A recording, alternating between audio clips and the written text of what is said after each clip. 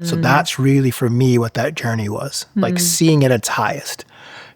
Power, fame, money, but also seeing the pain. And I think that that's something that, again, kind of as you weigh those things, like I said, like, so, okay, so like, what's real? What do I want? What's fulfilling?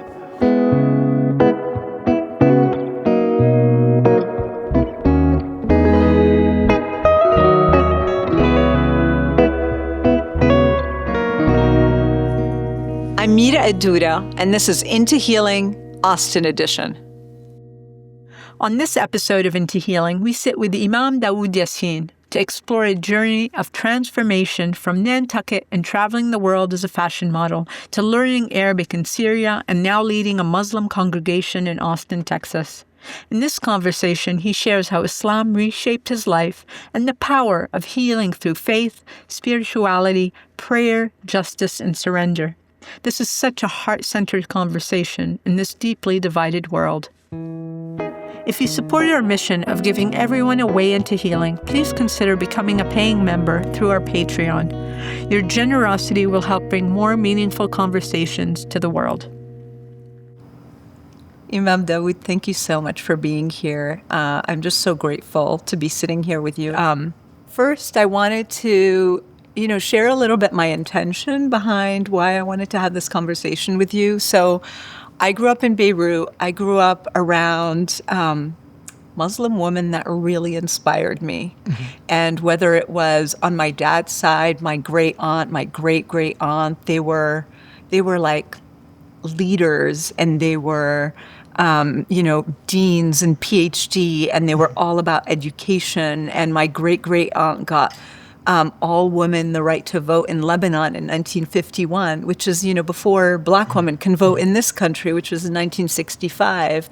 So that was on one side of the family. And then on the other side, I had my grandma who had survived the Nakba and was a real spiritual woman. And, she prayed 5 times a day. And despite everything, all the cards that life had dealt her, she was just so deeply hopeful and grateful. And, there's the word alhamdulillah. She just said that all day long, all the time. And I grew up with such, so many teachings of this religion without really knowing how much it kind of infused into my being and who I am. So I'm just grateful to be sitting here with you and getting into it and really trying to demystify, I think, this practice, this spiritual practice that I think, especially in the West, has been so turned upside down. I think when I moved to America 20 years ago, I'd grown up in Beirut, which was secular, multi-religious. I celebrated everybody's religion and I respected everybody's religion. And I moved to America and I was like, whoa, what is this? And that was, especially the racism and everything was just such a little shock to my system, actually, because I had lived in such a pluralistic, society. So yeah, I want to get into it with you. Yeah, no, that's an incredible journey and obviously what you're experiencing and what you've seen in those places. And similarly, I've lived in the Middle East for about 10 years, close to 10 years. Damascus was the most of that. But again, when you're talking about this, that I think I get it. Mm-hmm. I really think I get it. And absolutely, this idea of this of journeys. And how do people hold on to seemingly kind of unbearable, if you will, at times? Like, how do you make it through that? What is it? And so, I think I really appreciate what you said about demystifying this. And I think just Islam in and of itself, for me, demystifying it for, say, my family or for whomever that was, because of, we can, I don't know how much we want to get into right now, but just to unfold some of that. Yeah, maybe let's start at the very beginning. You were a former model, you were a Roman Catholic, you got into the spiritual path, you converted to Islam. Maybe walk us through that journey, right? Yeah. Just let's start at the beginning of all this. Yeah. First there was light. No, so, I think so. I would say perhaps let's just start like ethnically, because people always are like, "Oh, you're mixed. You're Egyptian. You're Dominican. You're like I've got everything." So you can pass for everything. Yeah. So born and raised in Massachusetts, Nantucket Island, actually, which is an interesting kind of history. Are ethnically on both sides of my family, my mother and my father, are from the Cape Verde Islands. Cape Verde is 10 islands off of the coast of Senegal, colonized by Portugal. So state religion, if you will, then it's Catholicism. So that's how Catholicism kind of enters into our family. Great grandfather comes to the States somewhere around the late 1800s, and we end up on Nantucket, and that's where our family has been and are still there now. So I think that kind of growing up, I guess I would probably explain it as, or define it as, like having a nominal relationship with religion, but wanted to have a deeper understanding of that which is beyond senses, that which is beyond, what can be explained even, exactly. And so I think that's kind of like set me on this journey. And really, I think I was aided. My cousin converted to Islam in the late 70s, but that was also an incredible moment, right? So you have the issue that's happening. So you had the Iran, hostage crisis. So burning effigies and death to America, which is really interesting. It's really interesting. There was a woman who was a Buddhist, studied Islam at UC Berkeley with the intention of converting Muslims to Buddhism. And was like floored because she's studying, as I said, and she's seeing these death to America, Allahu Akbar being translated on, CBS News as death to America, which is really incredible, right? I mean, talk about loss in translation. Wow. Right? Oof. God is great. Is translated as death to America. So, you see how the seeds were planted for a long time. Exactly. So imagine you're seeing that. You're seeing, again, this kind of foreign land of turmoil. What good is it bringing to the world? What has it ever done? If only they knew. Yeah. Birth of civilization. Yeah. And so, again, my cousin converts kind of in that time frame. So that, I think, kind of eased a lot within my family in terms of questions and a path, because really it did transform his life. And I think that's something that really appealed to me, was I think of it in terms of like alchemical process. That's how I think about it, right? How do we turn from the lead of the lower self to the gold of like spirit?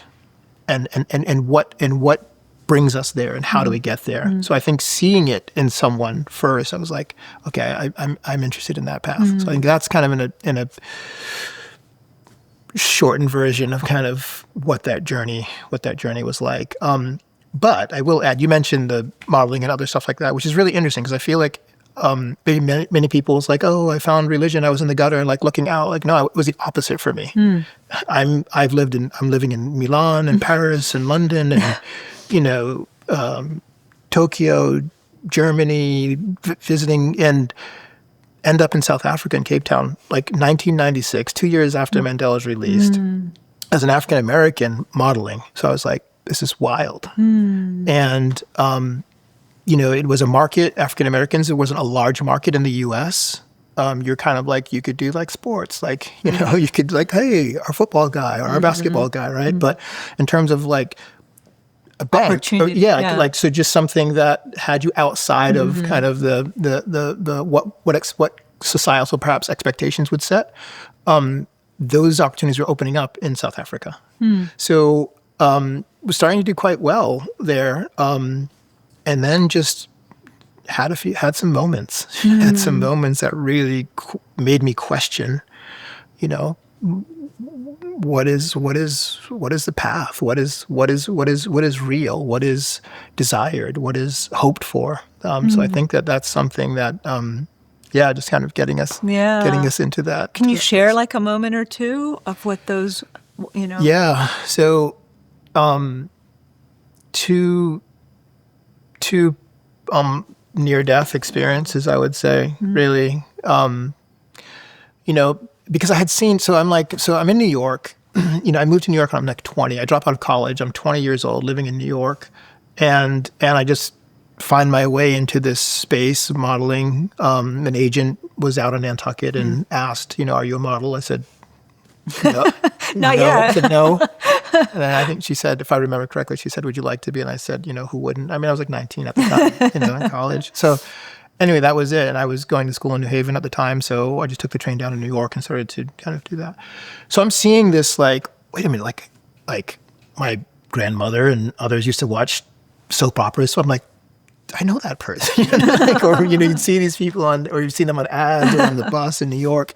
And I'm now in this space with them. And so that was really wild. And so you're seeing what I think society places as its kind. Yeah. Right. Yeah. Like that's the pinnacle. Yeah.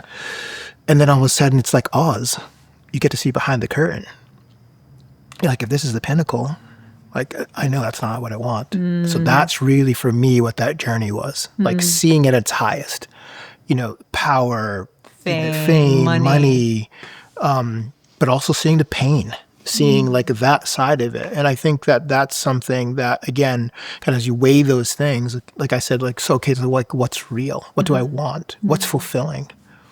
And so I think that's that moment that really kind of catches me when I experienced these things in South Africa that kind of brought me pretty close to death. Like, is this it? Like, yeah. And so also this idea of, from a faith position of my cousin really, encouraging me to seek God, if you will. And recommending that, you'll find your contentment in there. And look at it, in Islam, as I did, meaning him. And I think that was the journey. So it was always in my mind. Yeah, that's fascinating. You touched on this idea of like this life that you were living, the fame, the material life, the money, the people that you're around, right? What's the Islamic lens on that? Like how is actually, here's my question, how is Islam kind of a antidote to that life? Yeah, interesting. I would say there's a hadith, right? Something from the prophetic tradition, a saying of the Prophet, peace and blessings be upon him. It says, ليس الغنى عن كثرة العرض ولكن الغنى غنى النفس. So that wealth, richness is not in possession. In having, a multitude of possessions, but, wealth is contentment of the soul. So to me, I think that's the antidote, because you're watching this. You're like, like for real, like that guy owns it. He bought an island, but he's not happy. She makes $5,000 an hour. And then what? And then what? Yeah. Why are you calling me at 2 a.m. in the morning? Miserable, weeping. Right. So and that's this thing, right? If the children of Adam were given a valley of gold, they would not be content until they had a second. Right. And so that just means, and nothing will fill the desire of the children of Adam except for the dust of the grave, meaning that this is insatiable. Yeah. You'll continue to want better, more, bigger. Yeah. All of it. With a society that exploits that. Yeah. Right. Oof. Right. So it's inherent, and you have to work against it. But then you have one that's looking to exploit and exploit and exploit in the most severe opportunistic manner at the demise of human beings. So to me, when you say like the antidote, I'm like, well, where's the value? Is the value in me and what I produce? And right. So that's this idea then of like, I won't be content. I can't fool myself that if all of you who have more than me are not content, and the contentment doesn't come from the outside. Does not come from the outside. Yeah. So that brings that inward journey then. Yeah.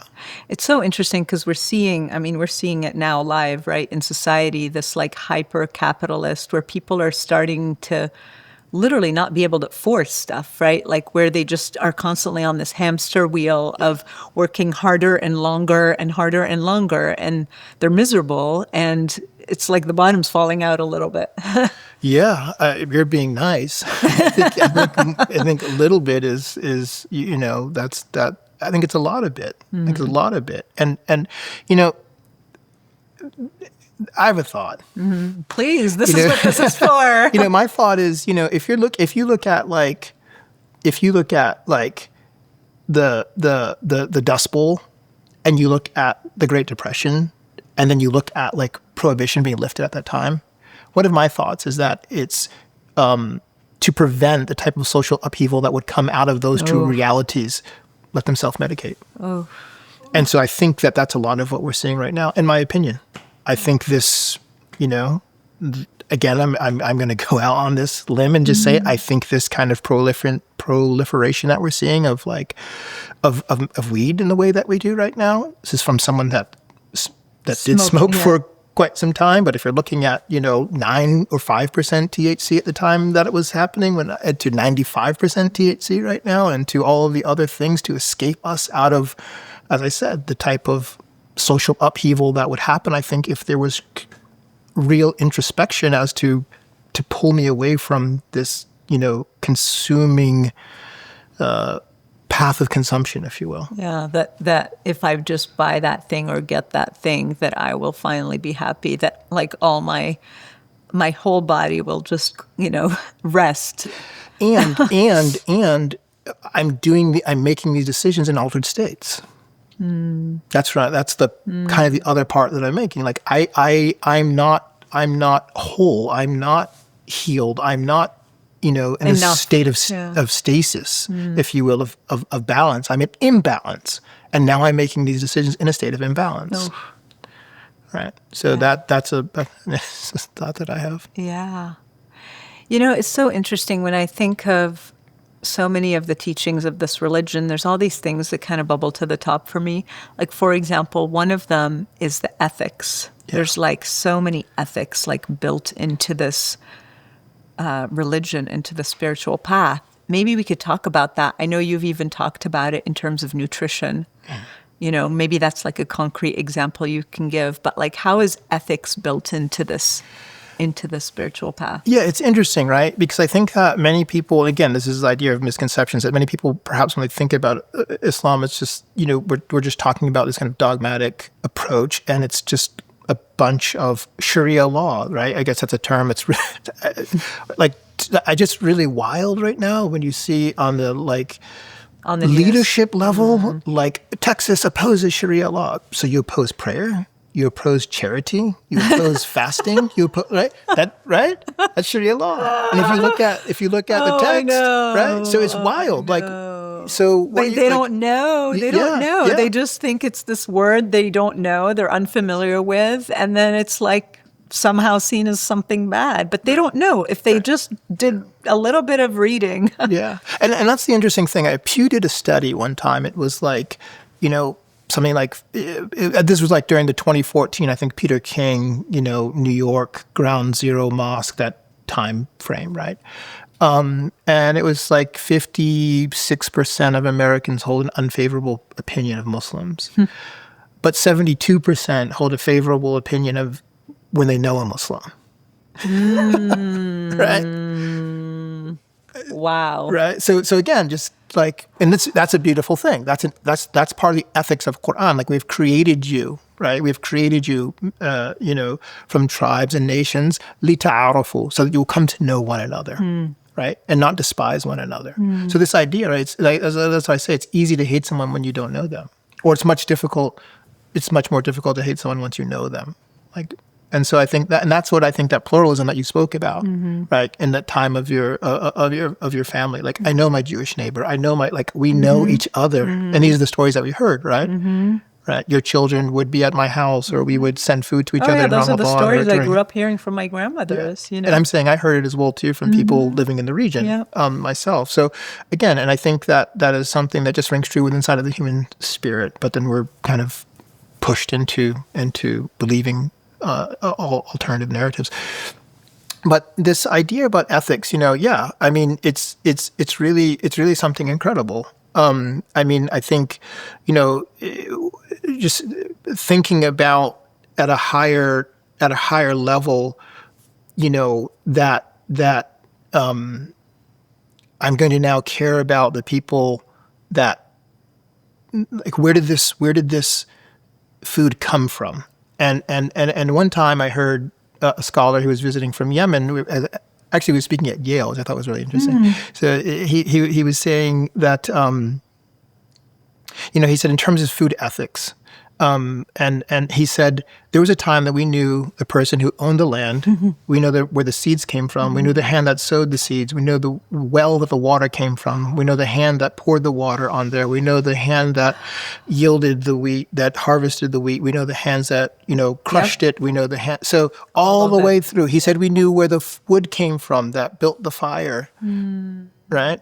And in that chain, everyone was a person of piety. So when you think about kind of ethics in that way, I'm not looking to kind of outdo you. And not, if you want to talk about that in terms of, open market capitalism or free market capitalism, and other, like that exists inside of Islam to a degree, right? But this idea is that not at the cost of human beings. And so I think that's where this kind of ethics happens. Like I can't wrap my head around this exploitative system. A friend of mine, his sister was a elementary school teacher for, I don't know, close to 40 years. And in 2008, watches her entire portfolio wiped out. So that's where I feel that ethics now, and, this idea that, you're held to something beyond just this realm. Like it's okay until I get caught, Yeah. Oof. Yeah. I mean, it seems like very much embedded in capitalism. Unfortunately. Yeah. And it seems, in a way, while I hear you speak, it makes me think, so many people are like starting to wake up to the all the negative aspects of capitalism, or at least hyper-capitalism, the exploitative part of it. Right. And I feel this is very much a way to see the world that isn't that, like that feels a bit more just, I guess. Right. And, and even, like I said, aspects of that exist within inside of Islam. It's not a full socialist, economic approach. However, again, I think it's not at the cost of people, right? And so I think that, to me, like you're talking about this idea of ethics, and so you see it like, you mentioned in food, kind of we gave that example, but the treatment of the environment, the treatment of, right? So so understanding, same thing that these things have inherent value because God created it. Like we stop there. And it's not law that obligates me to that. It's actually love. Love of what the Creator created. And so I think this is something when you think about ethics in terms of how we approach things and water and water usage, and right. So you find this idea, this is an ethical approach to water conservation, where we're told, we wash 5 times a day to pray. Don't waste water, even if you're in a river. And it took me years to really get at that, really think about it. And I was standing in a river. I was getting the Sierras in California, and I was like, it's about not wasting even when one has abundance. No. Like that's the ethical stand. Like that's what we're being called towards, right? So not just in a time of, we need scarcity, not in scarcity, but like, that to me is incredible, right? Yeah. When one can, if you will, waste, right? Because we have so much. Yeah. That even in that time, right? And so again, that's this kind of this calling, and the beautiful thing about that is it's you against yourself. It's you against yourself, right? Yeah, like you know, yeah, you know where you're not doing so well, or you're cheating, or you're lying, or you're and then. Do you have the discipline to actually hold yourself accountable? Because no one else, and I heard someone say this one time. I heard someone who they weren't Muslim, they had Muslim business partners, and they were fasting. And he said, look, if this person who can eat at any time, then I find that I would be willing to pursue doing business with this individual because in this opportunity, they're choosing to hold themselves to a higher standard. Let's start off there as a baseline then, right? Instead of looking at where I can of what can I get? What can I get from this? Yeah. Yeah. It's so interesting because I feel like my grandmother never, even though she was like a real, devout spiritual woman, she never imposed any of it on anyone. And there was something about the way she did life that was so inspiring to me, and that's like, whether it was the giving to somebody less fortunate or like, it's funny that now like mutual aid has become a thing because people are waking up to like how, maybe giving to nonprofits doesn't get the money to where it needs to be. And mutual aid has to be, it seems like the last 2 years has kind of made that rise.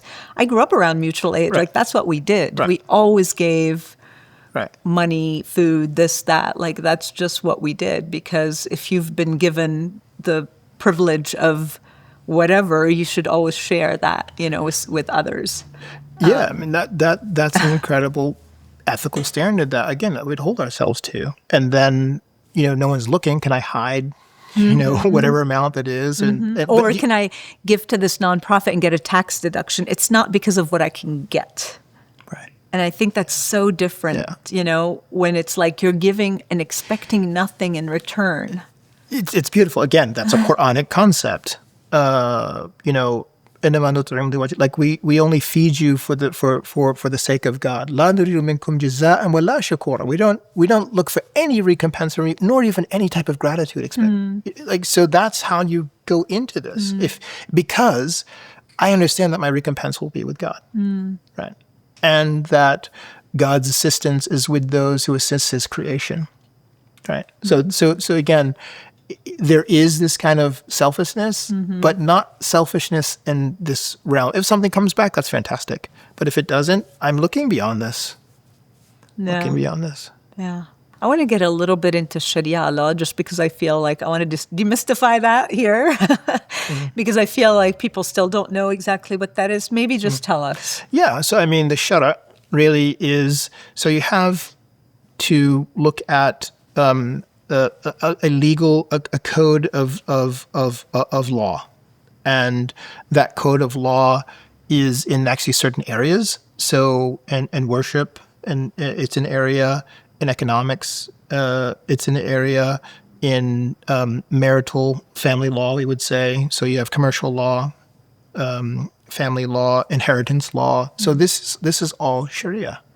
And where does it derive from? It derives from really 4 sources. The first primary being the Quran, if you find the ruling in there. If you don't, then you move down to the second tier, which is the prophetic tradition, which is hadith. And if you don't find it there, you look at was there some sort of consensus that exists amongst the scholarly class. And then also, if you don't find it in any of those 3, then you can make an analogy, right? So those are the 4 kind of sources where law comes from. And then that legislation is, Muslims are bound to it. Now, within that, there is things that one is absolutely bound to. And then there are certain things that if there's the ability to do it as well too. Okay. So this is something that, charity, 2.5% on, of your wealth after your needs are met, we'll say, because that's Sharia law. Like I have to give charity, right?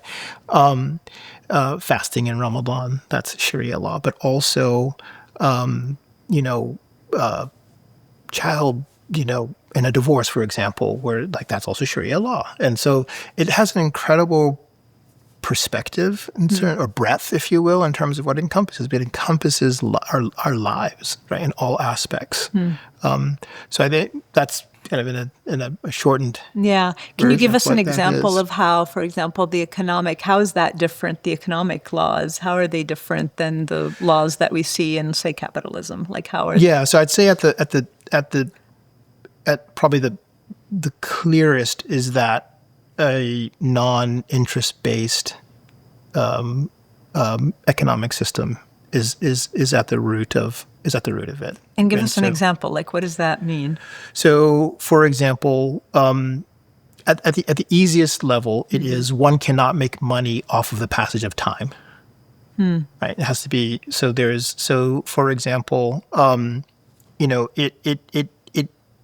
there are formulas now and how people are working around that to purchase a home or to purchase a car or to do other things such as this. Whereas a calculation may be met off of an APR or something like that, and then that price is placed on the entire cost of the home, for example. But I can't continue to indefinitely hold you to, or indefinitely to a marked amount of time that, again, it's only the interest of the passing of time that allows that transaction to occur. I would say also that there is a prohibition of what one can earn.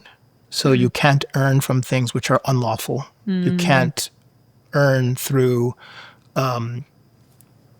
alcohol, for example. You can't earn through weapons manufacturing, other things such as this. Yeah. So these things are, and even in your stocks. So, for example, that's something within Syria law as well too. So, again, that's which is wild, right? Because now you see this whatever $100 billion purchase that is. Yeah, it's almost like you can't make money off of systems of harm. Would that be correct? That would be correct. Yeah. That would be correct. Yeah. That's so interesting. Right. And so I don't know. What does the world look like if we take out the systems of harm, right? Like, and again, I think this is something that we have that as Muslims that we think about, right? So if that Sharia economic model is placed on, pornography's out, gambling is out, drug and alcohol is out, and weapon manufacturing on the level that it exists right now as a business model. What happens to the global economy at that point? So it's interesting because, one of my teachers said there's nothing new under the sun, just a different iteration of it. And really in Mecca, that it wasn't ideological, because they even said to the Prophet Muhammad, we'll take 1 year you worship our God, we'll take 1 year we worship your God. So it's not ideological. It was a disruption of their economic base, because now you're going to stop the flow of pilgrims coming into Mecca and giving their offerings. So it's really, you're disrupting the and that's what we've seen here, right? Gaddafi. Oh, really? You want to move to a gold standard? That's not going to happen. So I think that this is, again, nothing new under the sun. It's just a different iteration. Yeah. Fascinating. And this could totally be off the topic, but I'm trying in my head to, Trump just went and met with the Saudis and they made this whole, all the deals, right? Yeah. And I just cannot, for the life of me, how does all this that we're just talking about kind of reconcile with Palantir Technologies? I just can't. How are those two things, they talk about themselves as a, Saudi being a Muslim nation, and it's how do I reconcile those two things? Investing in technology that harms, but then saying you're a Muslim nation. Those two things don't seem like they can exist together. No, I agree. I agree. It's something that has to be addressed. And it's interesting. And I understood this in this way. If I'm wrong, then may I be corrected. But I understood that pre-oil, that Saudi citizenship was taxed, which means that you had taxation, so you had representation. Post-oil, there's no need for your tax money, because the amount of money that we're making off of this, we don't need your money. So now there's no taxation, but there's also no representation. So therefore, we will just move forward with policies in a manner that we see fit. And we will allocate funding in a manner that we see fit.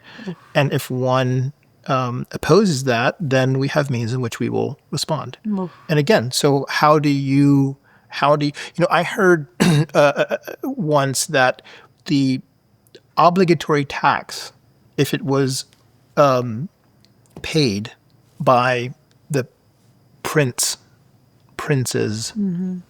ruling class, that global poverty would be, of course, or hunger. I couldn't believe it was either poverty or hunger. I can't remember. I think 3 to 5 years. Right. Yeah. And so I mean, we have all the food to feed Yeah. all the people. We Yeah. just don't. Yeah. Yeah. know? Yeah. And again, that goes to that point. What drives you ethically to make those choices? Right. Yeah. I remember one time that, a friend was on a panel and was talking about this with, but that the issue was not about food scarcity, but really about food distribution, right? yeah, And so again, how can you? I don't know. I'm like, how can you sleep? Totally. How And can when you? somebody's How starving. can you? Yeah.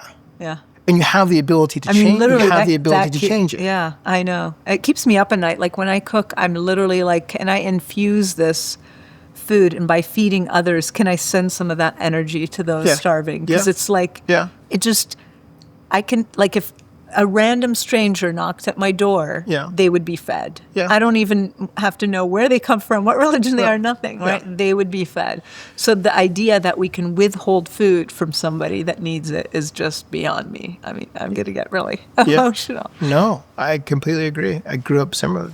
That was something inside of our home there was always a pot of food on the stove, and people were welcome to come in and share. So again, and that's why I think that kind of, as I saw certain things that were happening, that Islam was calling, that was asking of me, there were things that I'd already seen in my life that just, hey, this is amazing. It just enhances that. And again, kind of, I don't get to choose it now, right? I'm holding myself to this standard because God is asking of me to do this. I think that's really that kind of that where it opened up for me in an entirely different level.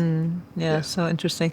I want to go to a little bit social justice because it's kind of come up a little bit. I heard you say somewhere that, and I never thought about it this way, but you said something like churches are segregated. And I was like, I've never thought of that. And when, you're in a mosque or in a masjid, there's people from all walks of life coming there. And I was like, I've never thought about that in that lens. Yeah, I think there was a friend of mine who's Christian said, and he was a college chaplain. He was saying like the most segregated hour in America is on Sundays during church time because, racially and whatever, people will go to their Black people go to their black churches, and Korean people go to their Korean churches. Yeah, and so it's interesting because coming into this space in the mosque, that not to say that we have like perfectly figured this out, far from it. However, the representation that you will see is actually phenomenal in terms of the amount of people in that space worshiping together. And that was something a friend of mine who's a convert, she was a lawyer and I was able to guide their family to make the lesser pilgrimage to Mecca. And I remember her standing at the Kaaba, in Mecca, and she looked at this and she just said, "This is how could anybody stop this?" Meaning that like the global representation that is here right now is just literally it's everybody from all over the planet, which is really interesting because God has blessed me. I've been able to lead groups for about 9 years, almost 10 years. In Mecca, and many times groups will stop us because they are from Turkey or they're from Algeria or they're from Palestine or they're like wherever they're from. That's their generic group. And they look at us and like, they're so diverse. Someone's from Africa. There's someone there's Arabs. There's like that is the best of America. Yeah, I completely agree. Right, that is what like the dream of this country is meant to be. That right. And it need not only be religion that brings people together in that way. Of course, and I think that's the hope of what it means to kind of be here in this way, which, I mean, I've lived in some places that are pretty homogeneic, right? Yeah. And you feel that. Yeah. You feel that. And I think that here, although it's being pushed in that way right now, I like that's the hope that we can kind of get out of our own ways and be able to get to that place. Yeah. You've said that Islam allows you to be the best version of yourself. Tell me about what you mean by that. Yeah, well, I think that, earlier this idea of like, so if you think about like in sports, for example, like when you have to like, I would say, dig down deep or whatever it is, or there's something inside of you that tells you, hey, I can't do this anymore. What is it that allows you to say, we can keep going? And I think for me, that's what I'm thinking about in terms of it allows me to be the best version of myself, because one, those parameters are set of how I can function. And two, there's just been incredible examples, whether they are examples that you've read about or even examples that you've seen of what that is. So I think that, so two things I would say. One is that there's this kind of, how can I say it, inescapable reality that you're functioning in, and you hold yourself. It's like a standard. You hold your standard. Yeah, it's a standard. You hold yourself to that standard. Now, will you meet it every time? No, absolutely not. Because we're human, right? and Because we're in these human bodies. Exactly. And we're going to fail. Exactly. However, there is the ability then to rectify that at each time. So I think there's something there to assess, well, what prevented me from doing it? Was it fear? Was it, and if so, what fear of what? And so as I think about that, kind of what does it mean to be this best version of myself? Also, I think, what is your North Star? What does your best version look like? And that's something that I think about at times. Like my best version now is trying to eat less, trying to consume less, trying to be fair and just to people that I'm in contact with and people that I'm not in contact with as well, right? So I don't want to the best of my abilities, be a part of an exploitative system in food or in clothing or other things such as that. And at times it's hard. Yeah, it's hard. And I think the people that figured that out are the Amish, to be quite honest with you, who are doing it the best. But I think that when I talk about that idea of kind of being that best version of yourself, is that I have found for me, what is that North Star that I think that if I am able to kind of tread this path, then that makes me the best version of myself, of emotionally, spiritually, physically, because of all of those things. Because, the best version of myself is that I'm fasting every Monday and Thursday. I'm fasting on the white days when the moon is full, which is something from our tradition as well, too. I did not know that. Yeah, which is really interesting. Can I share something wild with you? Yeah, please, because I love cyclical anything, right? And I love that we're, just honoring the moon and all that stuff. So, full moon, will bring what's called like a king tide. So water it rises and it also drops. Yeah. Right. So we are 75% water. Yeah. And the fasting is prescribed for what? To cleanse. So to cleanse, right? This vessel. It cleanses the vessel, but it also reduces like the caprice. Inflammation. On a physical level, but on a metaphysical level, it cleanses and reduces like the carnal desires. So if that moon is putting pressure on that water, and that water is rising inside of the body, and that rising brings up the carnal desires, then the response to that would be to fast. And that's where the werewolf comes from. Oh, wow. That's my thought.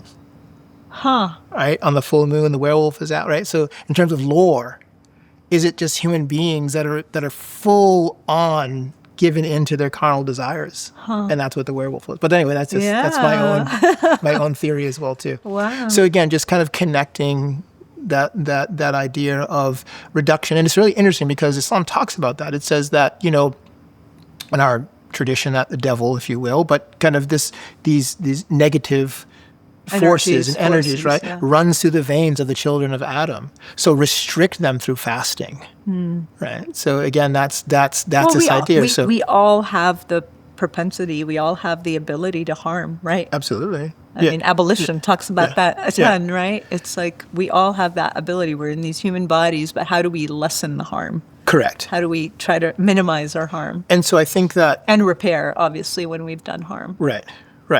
And so I think just kind of getting back to that idea of the best version of oneself. So again, I think about that like physically, right? And then again, we talked about charity and giving and these types of things. And so, for example, someone is at the light and have a sign, and one of my teachers, he was saying, maybe you have like a $1 bill and you have a $10 bill in your pocket, or if you're walking by them, and you're like, 1.10.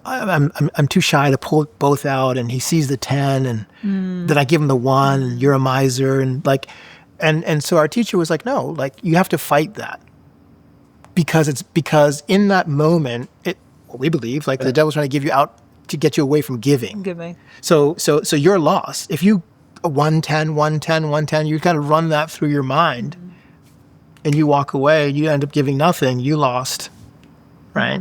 These kind of negative energy wins. So in that place, it's kind of stopping and being like, it's okay. Embarrassment is okay. If I don't give the 10, it's okay. Maybe I give the 10. I don't know. But my point is, this is what I'm saying. Like, these are the things that I've brought to my life in terms of like, that's my North Star. That's the standard that I'm looking at. That's the giving is better than not giving. Giving is better than not giving, but also being able to have a framework to work through those things. And then 2, understanding, that one gives and one will receive, right? Which is really interesting. So true. Which is really interesting. There's a prophetic tradition, once again, ma naqasa mal bi sadaqa, that wealth does not diminish through charity, right? And which is great, because now, and that's this thing when I feel about the tradition that there's this constant paradox, right? Like, wait, I'm watching my bank account decrease of just giving wealth, but my prophet is telling me that it doesn't decrease. And so it's this idea, again, that we're dealing in metaphysics. Yep. Right. So again, and I and others have seen that. Well, also, wealth is not just measured by financial, right? Like if you give, maybe the number might decrease, but what you gain is much bigger than just the number, right? Right.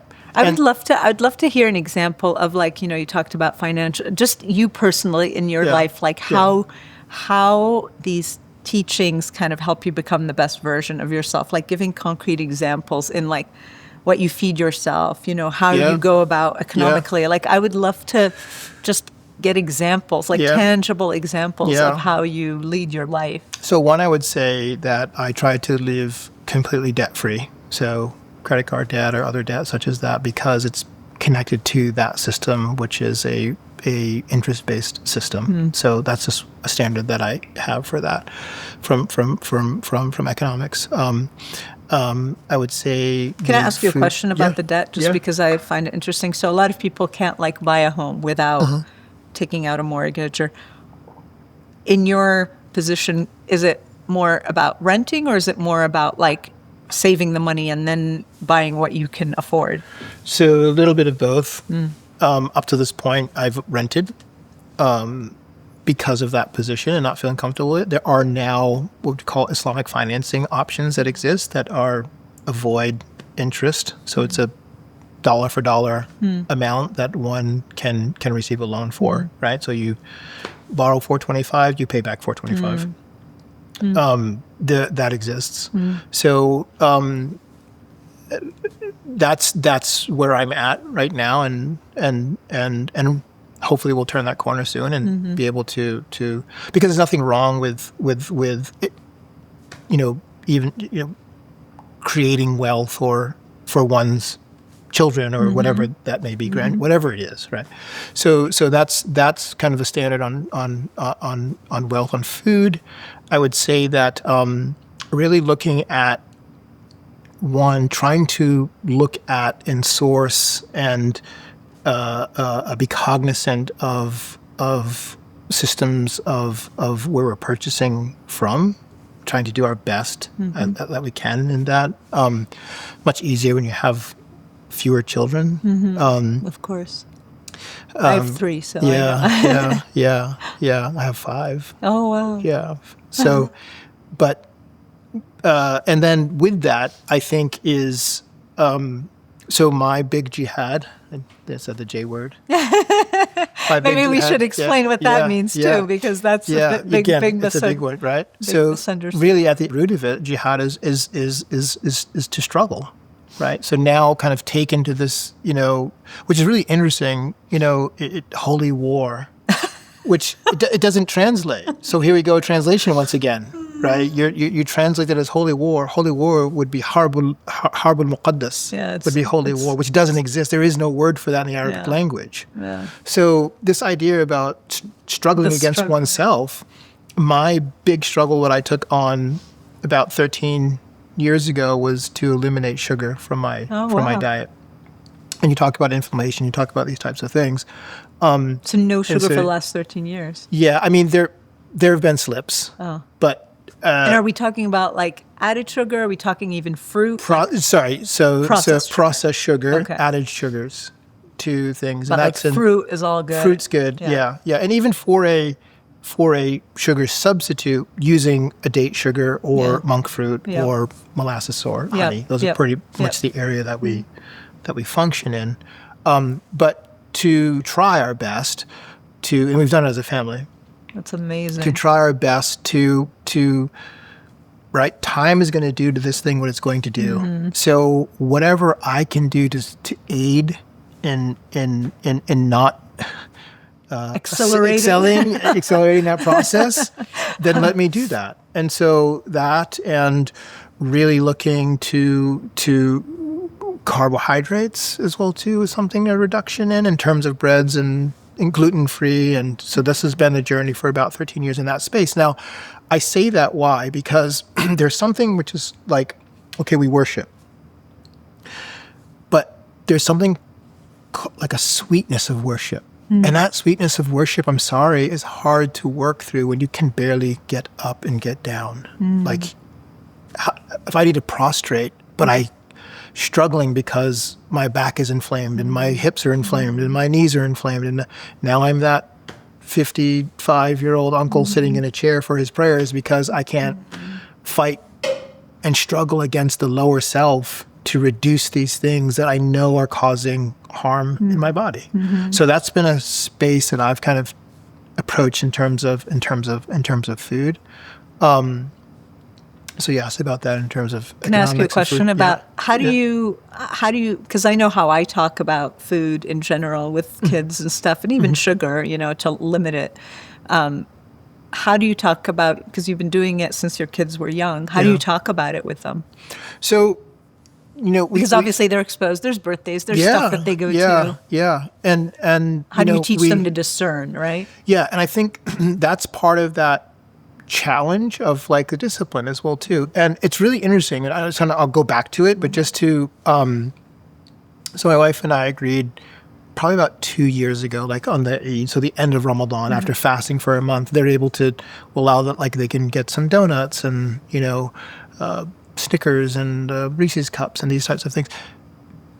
It's wild because they'll eat like one and they'll be like, it's too much. I'm good. My kids too. I'm good. So that's been too really sweet. Yeah, exactly. That's been really incredible in that way. But I think that really, it's getting them to see that just because everyone else is doing it doesn't mean that it's the best for you.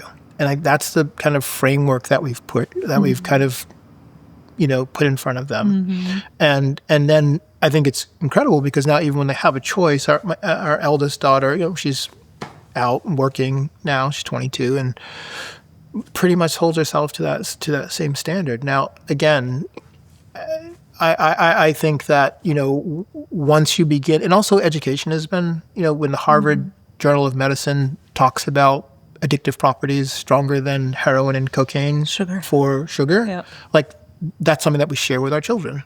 It's not some kind of alternative position. Like, this is your science, and you're seeing it right here, and it's very real. And so, and also seeing people that can't say no, and what that does, and what they actually have seen, the impact of that on other people's lives. And so that also ties into discipline. I think discipline is a big thing, like self-discipline is a big thing as well. So trying to get them to look at it in a holistic way. Yeah. And then how about so there's the physical, how about like emotional? Yeah, the emotional is something that there's this concept in Arabic called tafweed. Tafweed is like almost like a giving up, if you will, or giving over. Things are because they cannot be any other way, right? If this were to be something else, it would be, but it's not. And so it's I bring myself to this place of I have to accept things as they are, not as how I want them to be. And that's been incredibly liberating for me. Yeah. And so I think that's something, again, that Islam brought me to, that I have to, I can't allow myself to, as I said, to want something that's not. I mean, I can want that, so to speak, but I have to come to the reality that it isn't. Yeah. And so that's something that I think in terms of how it's grounded me in that way. And it's not easy, right? Yeah, no, of course not. It's not easy to see what we're seeing right now in Gaza, to see, oh God, yeah, it's not easy. And I have to stand in front of my congregation of 500, 600 people every Friday and talk about this. Yeah. Oof. Yeah, it's, it kind of brings me to surrender and the role of surrender, like this is a little sweet story from my grandma, but I was in high school or I was in college and I'd say to my grandma, like, pray for me to do well on this test. And she would say, no, I'm not going to pray for you to do well on this test. I'm going to pray for what's good for you, for your highest good. I'm not going to pray for you to do well. And that taught me a lot about, like, there's like these forces at play that are so much bigger than us, that we can want certain things, but there's things, and, I remember that test in particular, I ended up failing that test, and it was one of the best things that happened because it put me on this other path. Yeah. And it's like, what's trusting that even the hard things, at this point in time, it's super hard with what we're seeing in the world, right? Yeah. Trusting that there has to be all this suffering or all this terrible stuff is, there must be something better coming. Like, maybe my question to you is, how do we surrender and trust that, like, this is all, because it's hard. It's hard. Especially when you see so many people suffering on a daily basis right now, right? Yeah.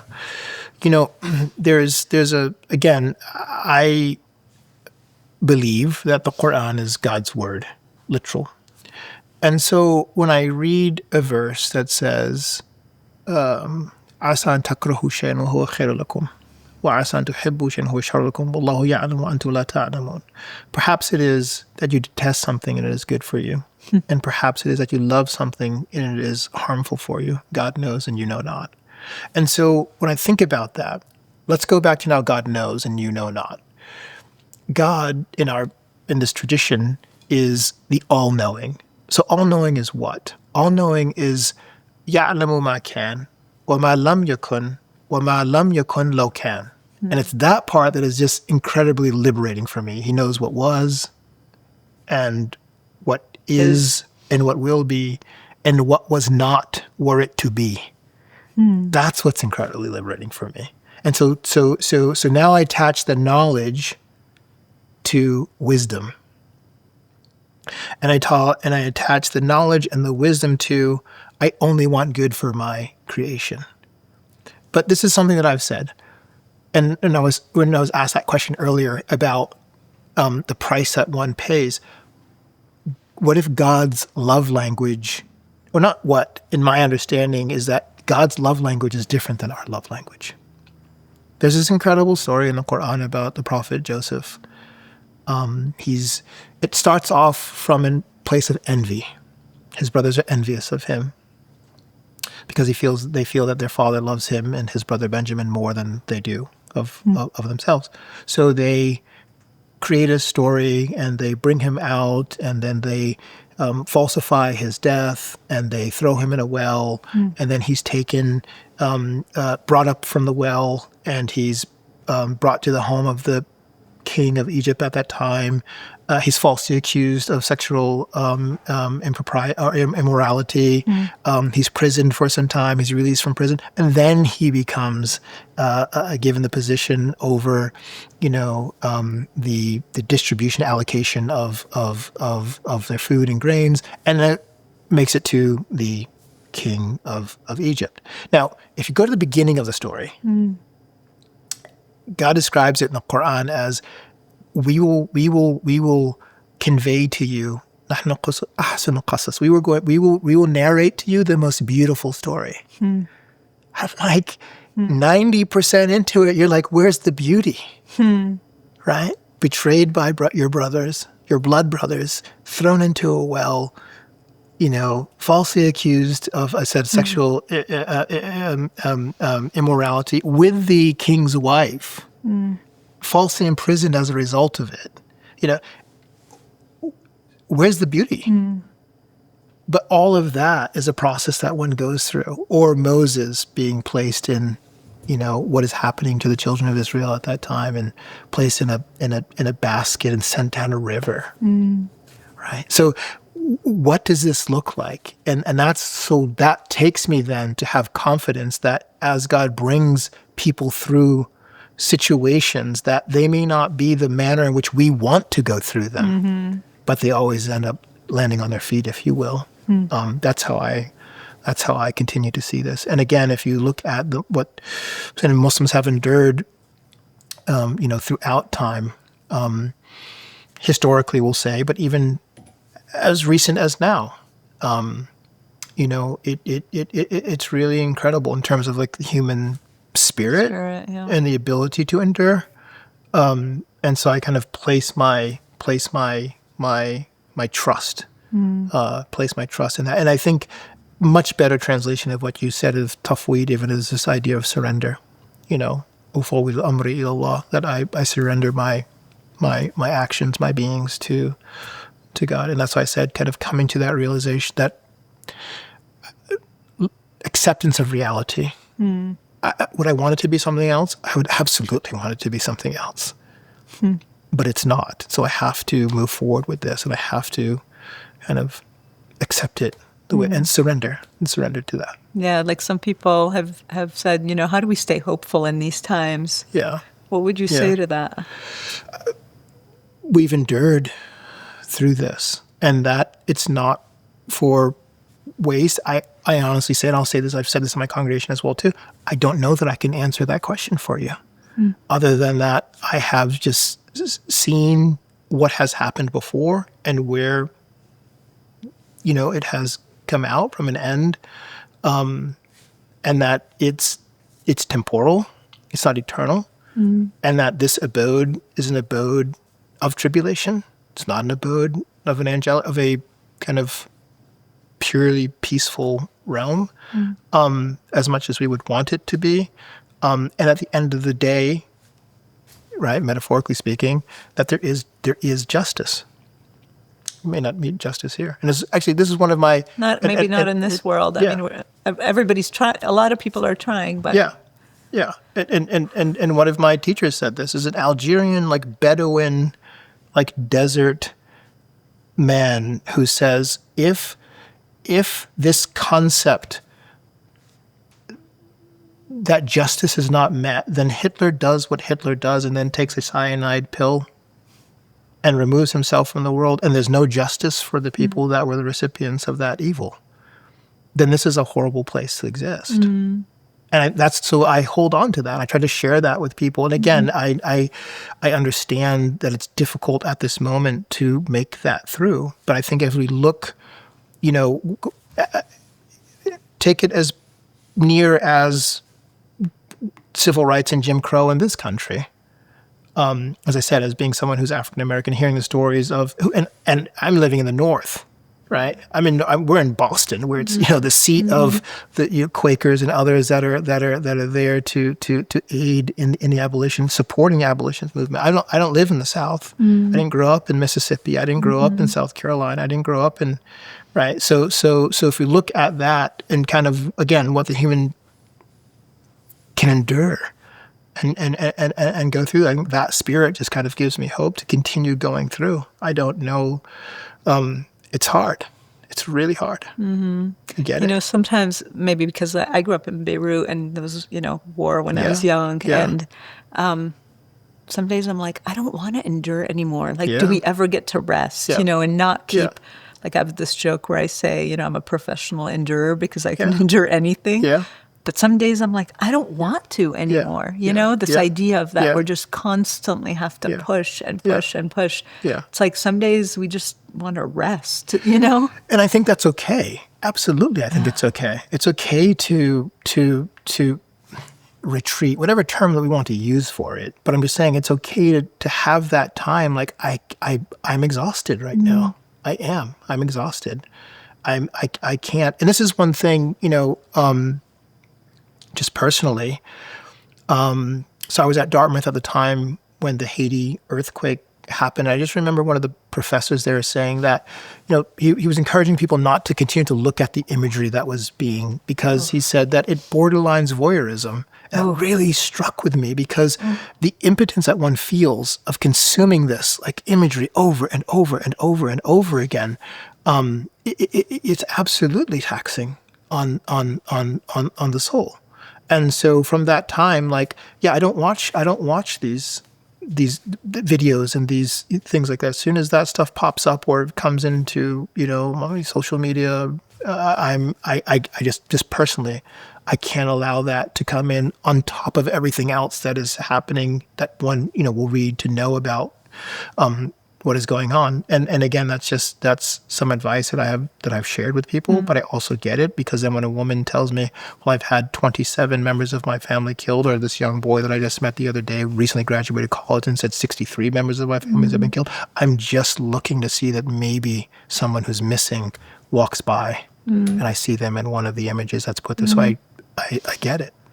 Yeah. I get it. And also it's like, for me, it's like also how do I balance like witnessing also, sometimes, if I don't witness what's happening, it's easier to sometimes maybe turn away from the horror, Absolutely.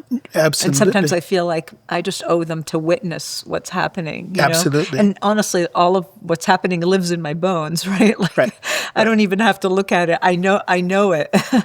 Right. No. And I think that, and what you're saying here is not, is absolutely.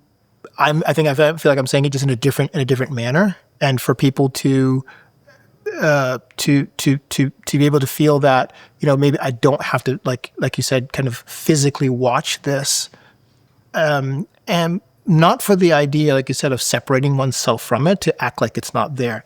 And because that would contradict everything I did. No, it is there and it's happening. Mm-hmm. But I think that, again, kind of viewing carnage is really what I'm talking about. I don't know what it does, what benefit from that I gain from that. And not that I have to gain benefit from it, but it's a gain benefit to be able to move forward and what I need to do and support in a way that we can. We have a large population of Palestinians in our congregation, absolutely, and Syrians and Libyans and now Pakistanis and Indians and everything else that is unfolding in these areas. How do you hold the pain of your congregation, knowing that so many people are suffering and witnessing suffering?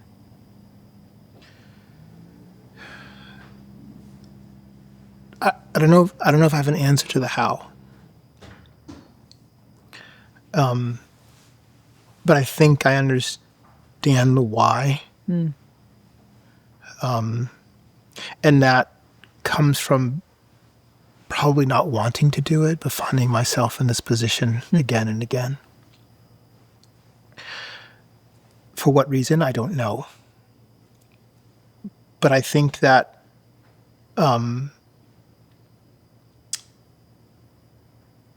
maybe there's just been the blessing of being able to listen. But it's something that I've been asking myself a lot. If we talk about now this idea of somatic healing, right? And what does it mean to hold that from others and not let it affect you? I think that perhaps the only way that I've been able to move forward with that is actually releasing it through being out in God's creation. So I Texas, I haven't really worked that out yet. I'm in my second year, approaching my second year now. But in California, it was the Sierras. It was it was just as much as I could get out into the natural world and really ask God to take it from me. Because it is a burden. There are things that you don't want to know. I wish you didn't tell me that. And then you can't, obviously, out of confidentiality, you can't share that with anybody. So where does it go? And I've learned that if you just continue to hold that, I feel that's where all the illness comes from. The so give it back to the Creator. The cancer, right? Like if that's the exchange, right? Someone experienced it, someone shares it to me. God, please take this from me. And if that's what the process is, then, and I think of it in terms of like purification. So if you're purifying water and you bring it through a filtration system, you have this terracotta filter and it is pressure that will filter out the impurities to give you pure water. And if, again, we are 70+% water, then maybe that's the cycle that happens for my own purification, that kind of water that needs to be filtered through from somebody else is released. It enters into me, and then the pressure of kind of life allows it to be filtered and hopefully shared with others in a way that's beneficial for them. I forget where I saw you mention this, but it was based on some research where you said there's been like research done about data that proved that more in places where there were more Muslims, there was less murders. And I don't know where I saw you say that, but I was like blown away because I'd never seen kind of data like that. Yeah, he's at UC Berkeley. It was I can't remember the name of the book right now, but yeah, he's a professor at UC Berkeley that committed a lot of research to kind of combat these narratives that are kind of thrown out there, which now it's like that Muslims are somehow violent. like inherently violent, right? That's the thing. And that's, gosh, just like I try not to look at those like imagery, I try not to read comment section as well too. Like I find those to kind of like very triggering. Yeah. Well, it's just like the worst of humanity. Yeah. Well, the thing is, like, I think if you enjoy like I enjoy debate. I enjoy but rational discourse. When you move into just like lies and just it's like it's hard to kind of deal with that, you know. And so it's really interesting because once you start to kind of, like you said, kind of pull this back, then it's like, geez, we didn't know, what. Like I think this whole thing as well too. And again, perhaps I stand corrected, but last I knew.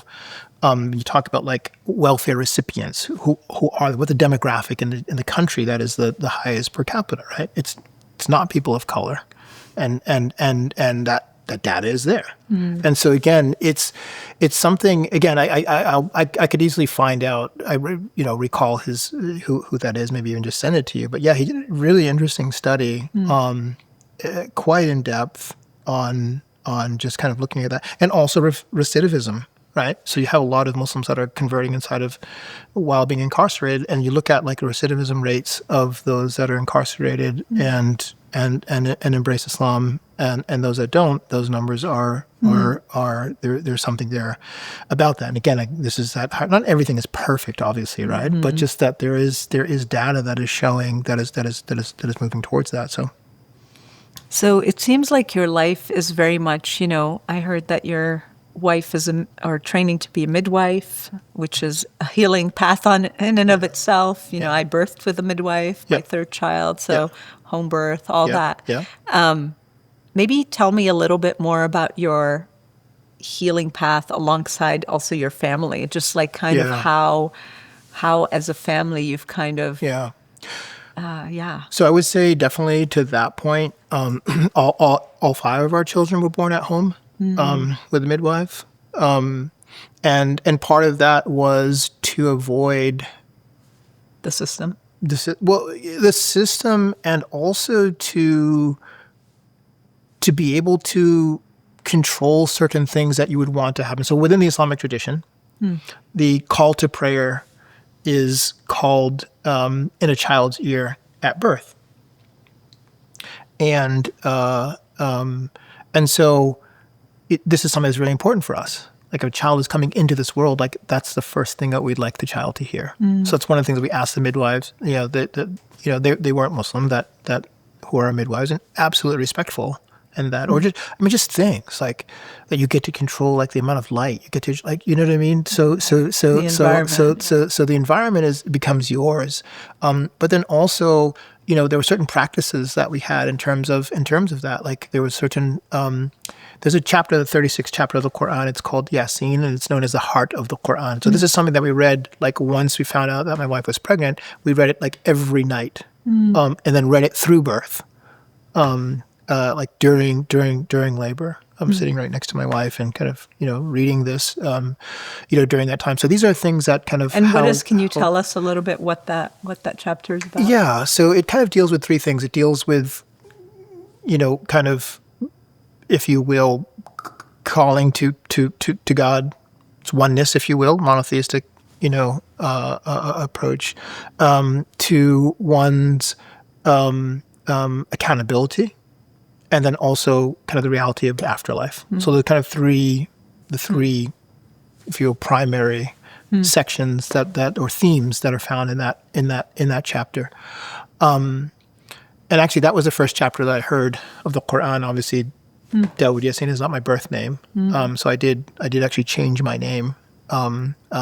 David was my name, and David is Dawood, and which I actually found out from a friend of mine that David, from in Hebrew, is the beloved of God, which actually Dawood is from Wadud in Arabic, which is from the beloved of God. So again, this etymological root shares the same etymological root. And then Yasin was the first chapter that I heard of the Quran. I just wept. I just wept. I didn't know a single letter, and like. Any time that I would hear it, the hair would stand on my body. I would just have this like electricity running through, and so that's that kind of connection to that. And unbeknownst, then I came to find out later that it was considered the heart of the Quran. So that's that. And I think for children or life and wife and these types of things, again, really trying to bring out the best part of our faith in a way that is not kind of have them understand that we believe that this is something that is a beautiful way of life for them, and kind of leaving it at that, right? And understanding that there are mysteries, understanding that there are realities that we can't comprehend, and kind of having that be the guide that takes us through this, and upholding those things, and supporting others, whether they be family or whomever that are not Muslim, or so just something that I think really allows them to. Well, here's another thing. As an African-American convert, there's a whole other side now of what does Islam look like for that, right? Because when we think about Islam, we think about it's foreign. But no, it's not. I'm fourth generation here, and so my Islam is going to look different. Even choices that we made for our children's names. So our first daughter's name is Hafsa, very Arabic name. We have a reason for that, but then. We noticed it's a little bit hard for our family. They're not Arabic speaking. So next daughter is Miriam, after my grandmother, and then Lena, after my wife's great grandmother, which obviously is an Arabic word as well too, right? And then our fourth daughter. I love your 4 daughters. Yeah, fourth daughter. What a blessing. We named her Hope. Amal, or just Hope? Hope. Oh. And so, but we did it for that reason.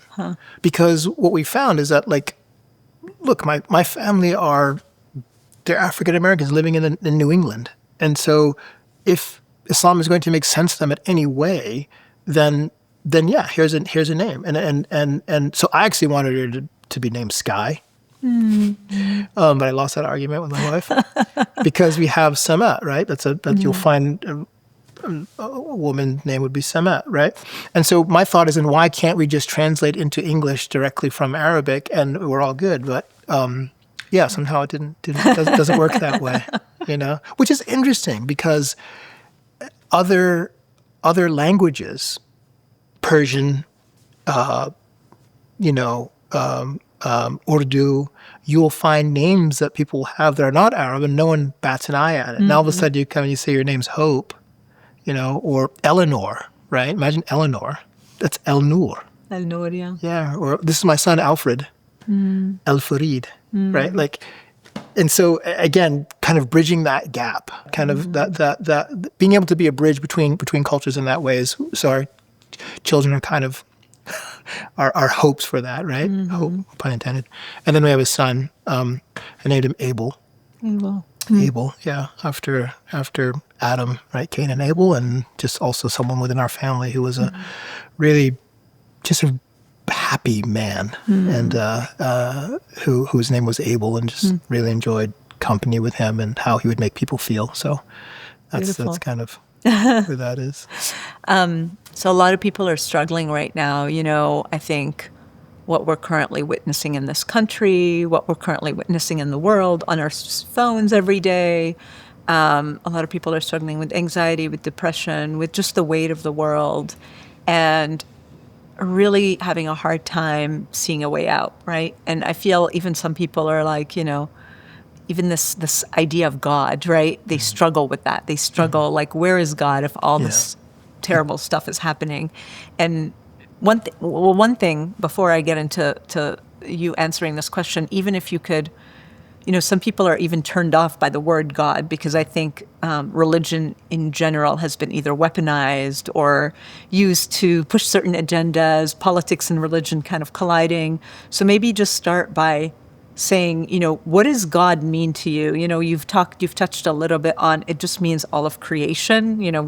We've used the word God to label that, but what does that even mean? Yeah. And then how do we, for people who are losing hope, right? Or not seeing how to get out of this, what would you say to them?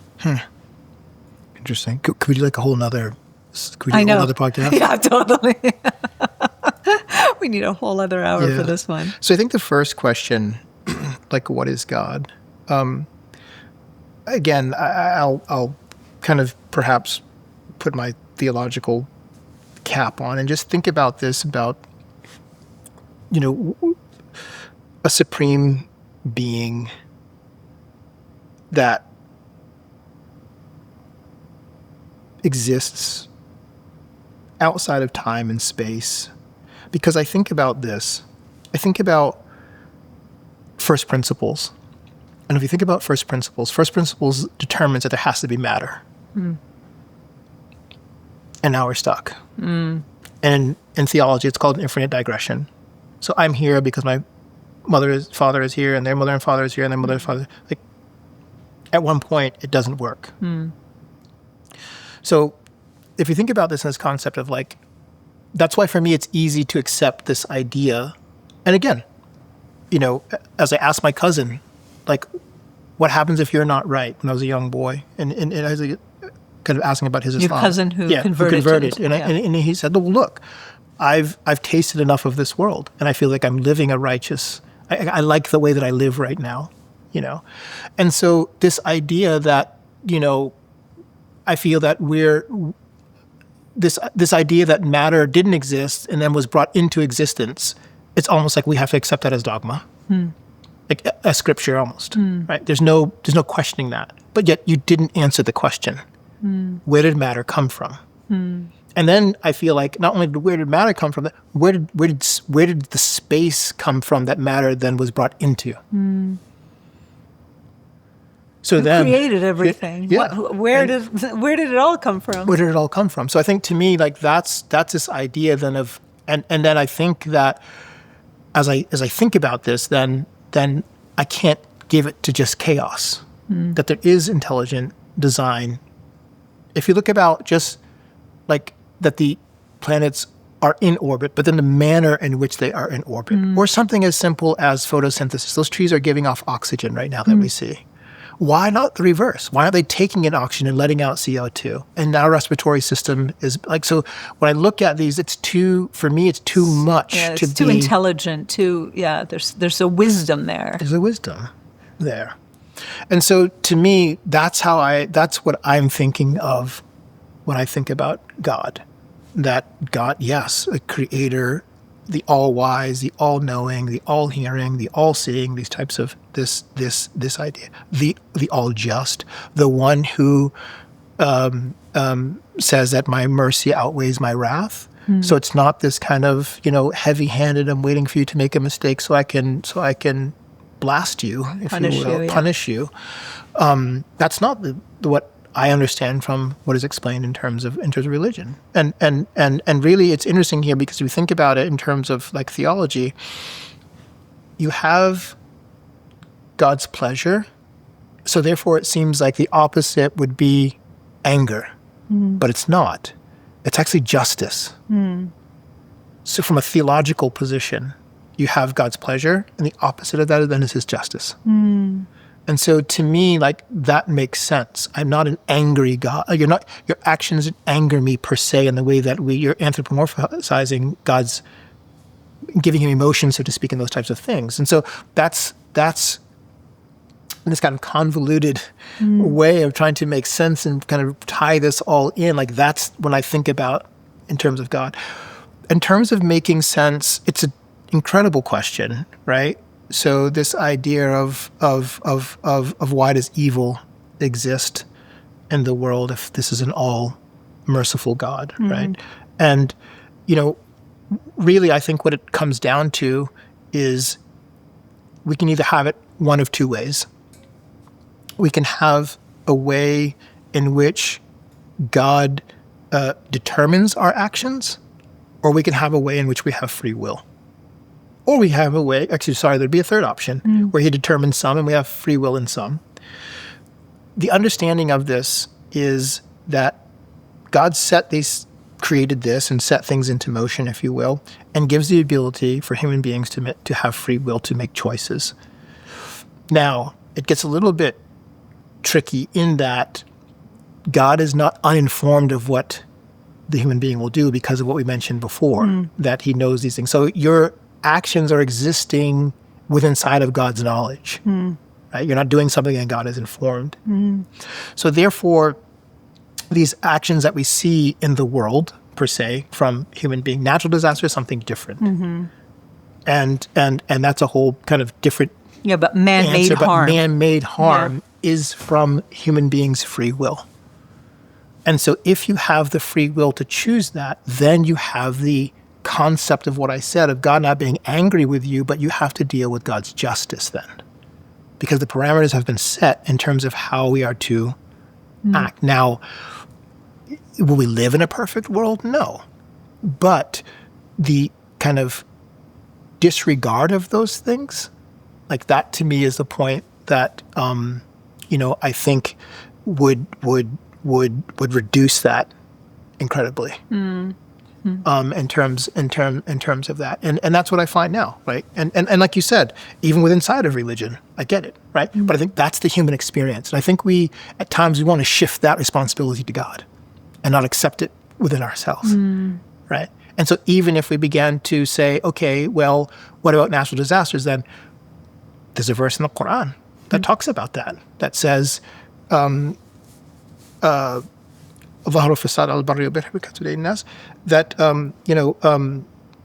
tribulation manifests itself on the land and the sea from what man's hands has brought.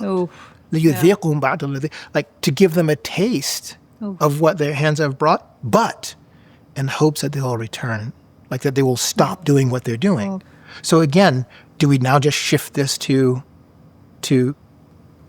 not to take any responsibility in these types of things? And again, we can say, okay, like scientifically that this is the cause of this and this is the cause of, and that's absolutely true. But again, if we go back to this idea that metaphysically there are other things at play, if we talk about karma, if we talk about these types of things, we have to be able to apply it equally in all spaces. And so that's something that I think about in terms of that as well. Again, doesn't make it any easier. And I don't know that maybe, again, is it definitive? No. Do you feel that going on this healing journey, you have to tap into this wisdom, this intelligence, this life force that's bigger than you, bigger than this material world, that is such a powerful way to be on a healing journey? I think there's a level of accountability that one will achieve when there is a tying into that being, if you will. And it's something that I think has happened throughout history, or has the ability to, but there's also what exists inside of the human being, right? I have the propensity to go in either direction. I do think that does bring out the highest form, because what has been shared of what human beings will do comes from the one who knows his creation. And again, I use the masculine, but in Arabic, you know this, right? There is no gender. There's no gender of God with God. Just the masculine is used because that's what was used in terms of him, right? Like that's another explaining himself. That's another interesting thing, that there is no gender, even though we default to the masculine, but there is no gender. You know, it's like and I always say, you know, what if it was what if this whole thing is female or feminine, you know? But yeah, we maybe because of patriarchy and everything else, we default to the male gender, but that is not, that is not true. No, because now that's a violation of a theological principle, that laysa kamithlihi shay, God is unlike his creation. So you can't bring attributes of the creation to the one who, right? He's not bound by time, nor space, nor directionality, or gender, light or dark, or gender, or anything such as this. So that's this ability to be outside of what. And now that's another thing that I think about. It's very simple. One of my teachers just said this to me, that the one who sets the laws must be neither able to benefit nor be harmed by them. I just thought that was incredible. Right? To have a legal system, because now we see what that looks like, in both directions. Right? Yeah.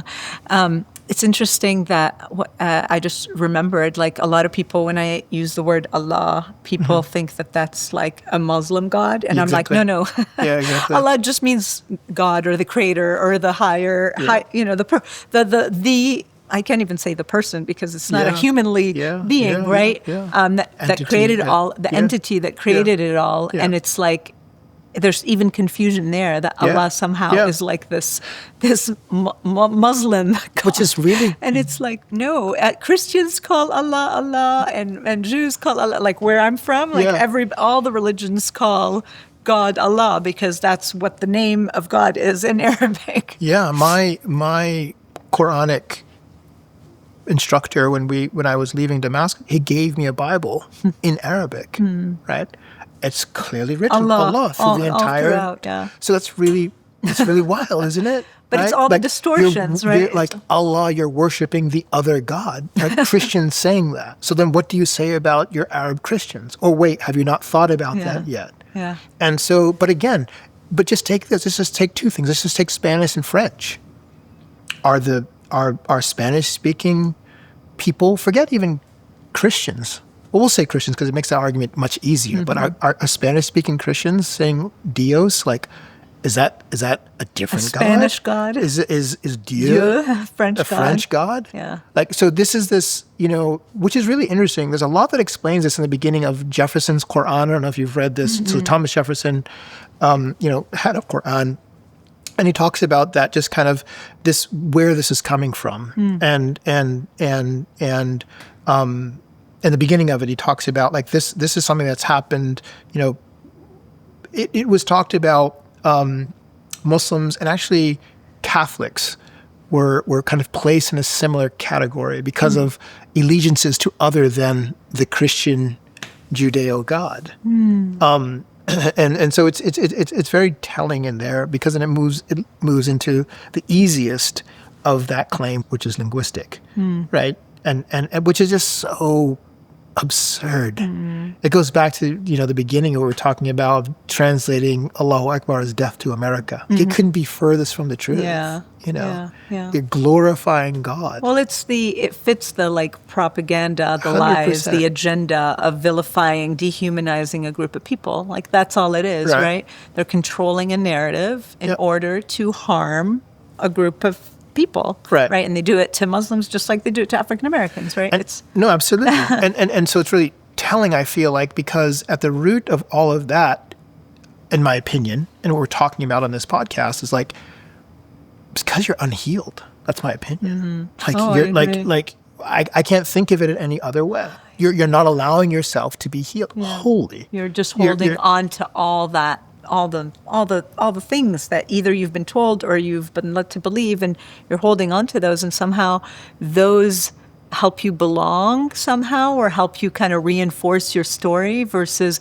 letting these things get healed and you becoming free. And then is it connected to like a scarcity mindset? Like what, do you know what I mean by that? So it's like, what would happen if you opened yourself up to learning about these people, this or that, or and then what does healing look like? And because then it's perpetrated, it's continued, cycles. Yeah, of course. Right. So then how do you break that cycle? Yeah. Like your fear will be put on your kids, and your kids will stay in that victim mindset or that like fear mindset And so I think, to me, like that's what my hopes are in terms of healing, so we can come to that place, and I'd love for it to be like through Islam, but if you find it in another tradition, then that's incredible. But the idea is at first, like that healing has to happen. Yeah, it's almost like the most powerful thing we can do is just heal ourselves. Forget about doing all these things in the world. Well, that's the thing too. I feel like that almost becomes a distraction. I'm going to be quite honest with you, and kind of working with college age students and being in the academy for like 17 years. This whole idea, like, you're going to change the world and save the world, like, it's naive. I'm sorry. They would say when I was young, and if I was going to change the world, now that I'm older and mature, like I found out I have to change myself. And I think that because to me, what is the world? The world is how we act in it. Yeah. So in essence, the inside reflects on the outside. The inside reflects on the outside, right? Yeah. So move inward, and heal, and let's give how novel an idea that is. Let's try, like, what would that look like? What would that look like? And then what are the accountability that I hold myself to if I violate that? Yeah. So. Yeah. I want to talk about it. Just my last two little things I want to touch on is one. When I was, I want to say 14 or 15, we used to go every, we used to have a lot of like rituals and traditions, and we had these elders in the family, and we'd always go visit them. And one of them was my great aunt, and she was a double PhD dean of a university. She wrote books. As this like incredible Muslim woman. She has books written under her name. And I remember she would let me go into her library. And I remember once at like 14 or 15, my parents are having coffee with her, and I'm in her library, and I remember like pulling out this book, and I was so fascinated because it was about pleasure in Islam. Okay. And I was like, wow, like I've never even heard of this or thought of this, or, because you think like religion comes to maybe like constrict or kind of give you, and I was like, this whole almost Pandora's box open. And it's still one of my treasured books that I have in my room. And it just talks about like pleasure, almost like in a certain context, being blessed, like having pleasure be, when I think about maybe different belief systems, or, where pleasure is maybe seen as something that's wrong or something that needs, So maybe talk to a little bit pleasure in Islam, because I remember being like, whoa, this is a whole world. It's a great question. I think that many people struggle with that. I've come to find over the years of the work that I've been involved in is that I feel that concept is like somehow suffering is the only way or something. Yeah, no, well, it suffering allows me to know that I'm kind of, that it establishes the foundation of my relationship with God. And so therefore, if I'm, receiving pleasure, then maybe that relationship is severed. And I'm like, no. Now, obviously, we're not talking about extravagance and these types of things. But if that were the case, then how do you square what God says in the Quran, وَأَمَّا بِنِعْمَةِ رَبِّكَ فَحَدِّثْ? And as for the bounties of your Lord, extol, like, share them. And that's something that I feel really is something that we need to look at, because we're stuck then in this place. So victimhood is one thing as well. But I think, but the second is also this idea that we cannot experience happiness and joy in these types of things. Cave, Yeah, like it's not true. It's not true. Yeah. It's this idea that you'll have, there'll be two paradises, so to speak, right? Jannatan, the Quran talks about that, one in this world and one in the next. And so, or the home being a place of sakina, right? Like this place of tranquility and joy and happiness. Because I can't accept the fact that reality would be that God wants everyone just to be miserable. Do you know what I mean? Like, yeah. And then come to me, and then you'll be happy. Like, cave. No. Yeah. No. How would you be able to sustain that? Yeah. How would you be able to sustain that if that were the perpetual state? Yeah. Perpetual state. Pleasure only comes in an afterlife. In the afterlife. Yeah. Yeah. Yeah, and I find it really interesting because I remember even saying to my husband this, which I don't think he knew, and it's like even just how much like in the context of marriage or partnership, how even just like the coming together of partners is actually like it's like a celebration. It's like a joyous thing. It's not a thing to be shamed or a thing to be looked down upon, or it's not a sin, or it's not all these things. And I remember being like, whoa, that's such a different approach. No, absolutely. And I think that this is something that is established foundationally inside of our tradition, right? So there's a context, again, it's a hadith that talks about that there's a reward that is given when a married couple are together intimately, right? And the companions were dumbfounded. They said, "Oh, messenger of God, like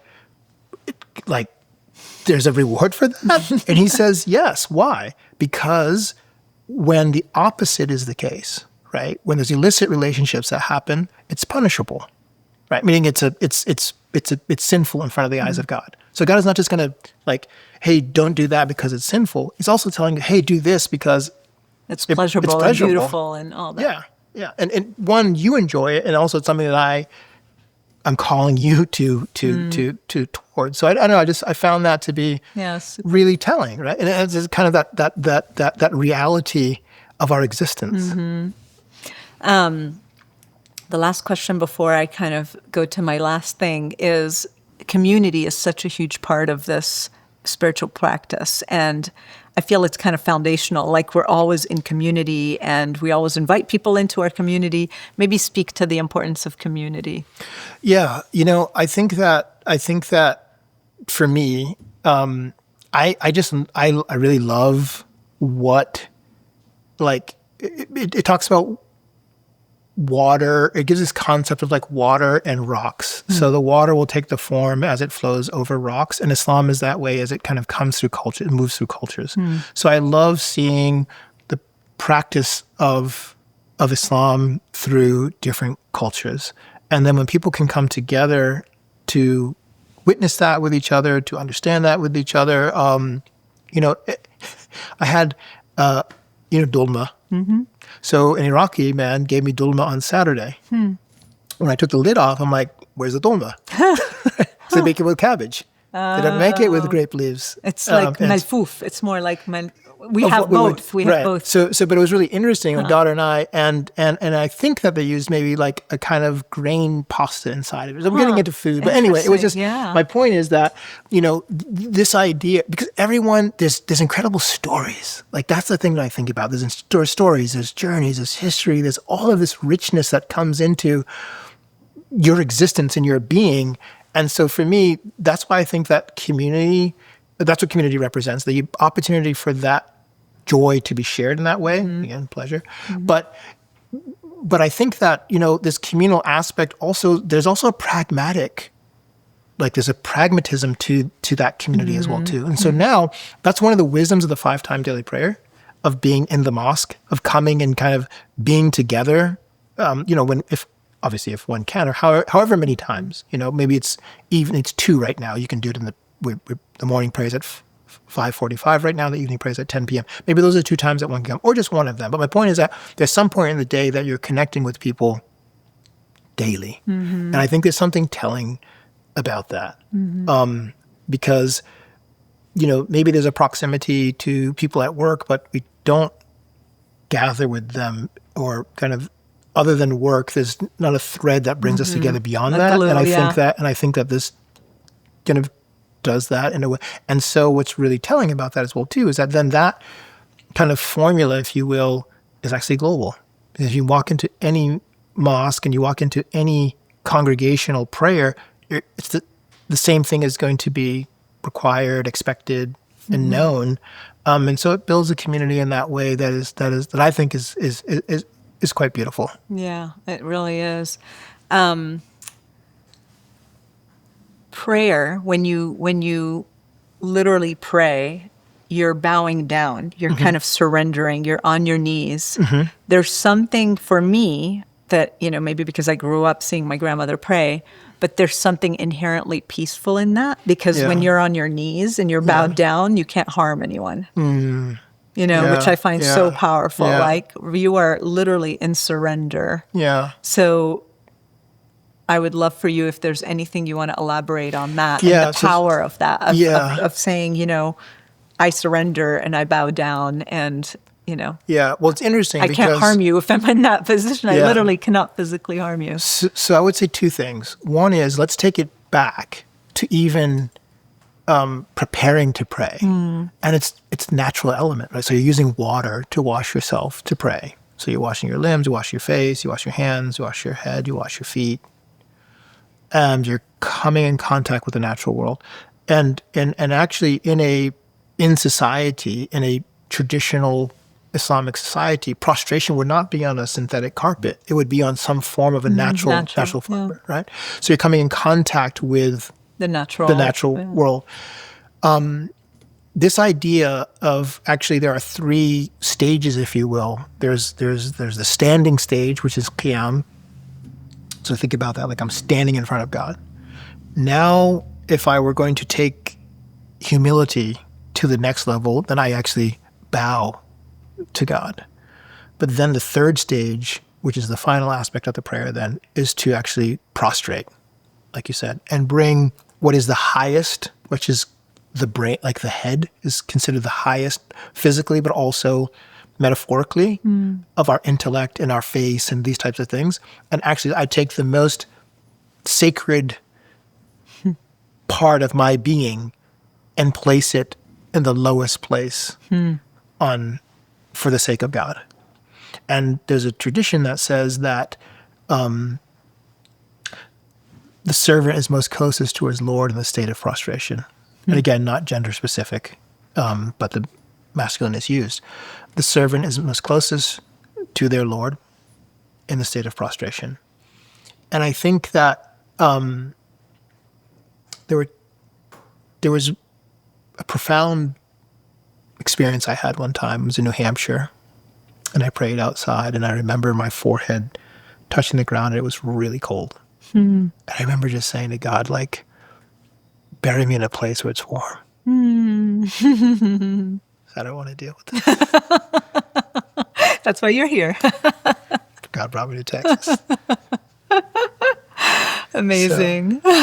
So when my grandmother passed away, and we had her funeral, there was all these people that showed up that we couldn't figure out who they were. Yeah. So many people showed up to pay their condolences, and we couldn't figure out. My mom couldn't figure it out. My uncle, my aunts, nobody knew who these people that were just showing up and showing up and showing up.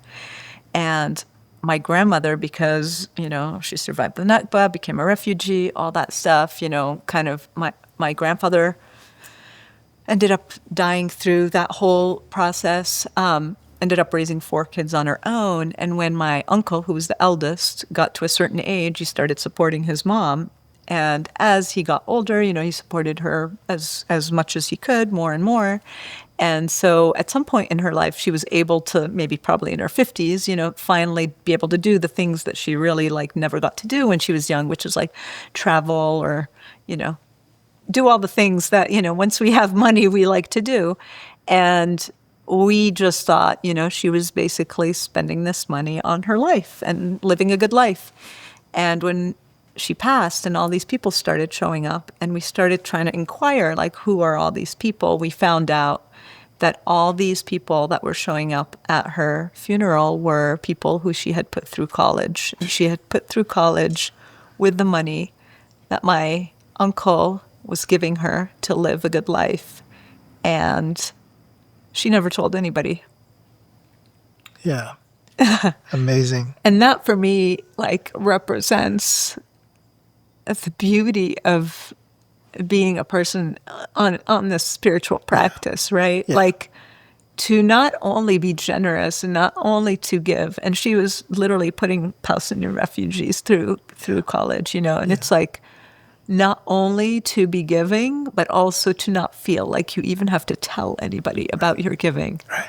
And the power of that. That's the ethics, again, when you said, there's from our tradition that the right hand gives such that the left hand doesn't know, meaning it's in such secrecy. Yeah. Which is counterintuitive to now having a building named after. Right? That's not from our tradition. It's not from our tradition. Right? Our tradition is one of ikhlas, of sincerity, and that sincerity is between you and God. If other people find out, then that's fine.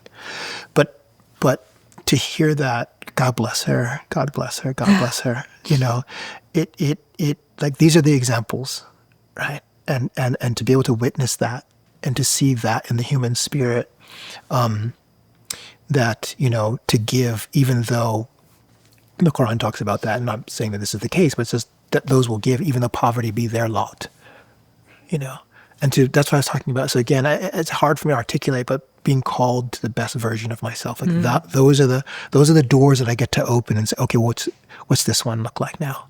And go spend some time in there. This idea of people showing up and paying their respects to that is, again, what's also I think is just foundational to expressing gratitude to someone that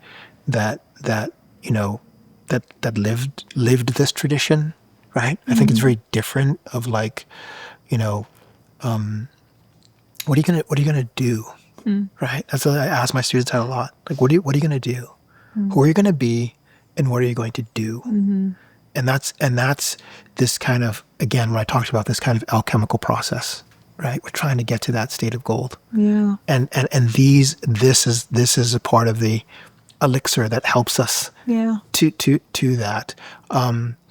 That's also something I feel is incredibly beautiful about just funerals. In our tradition, is that I don't have to know you,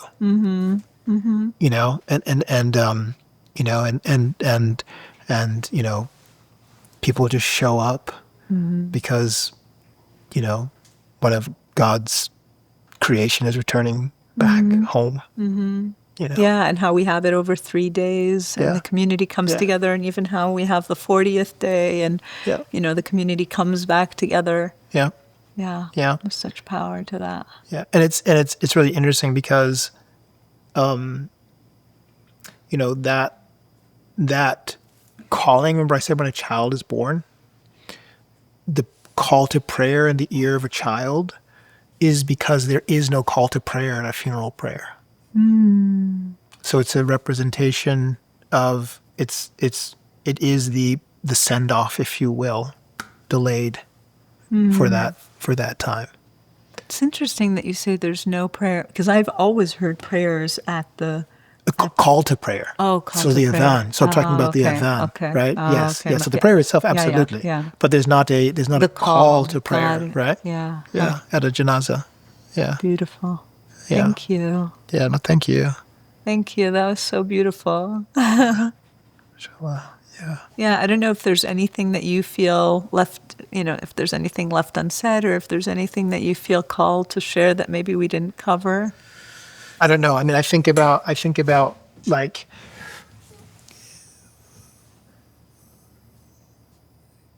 what guidance I didn't even know I needed, right? And I think that's what I was hopeful for. That's what I found in this way of life of how to speak to my wife, how not to speak to my wife, how to spend my money, how not to spend my money, how to use my time, how not to use my time, how much to eat, why not eat, right? So I think this is something that, again, is just mind-boggling to hear that this, Muslims don't share our same Judeo-Christian values or whatever one wants to say that's why I think ignorance is very, very tough, which is really interesting. I'll just share this because the madrasa, right, that became a big buzzword around Obama attending a madrasa in Indonesia.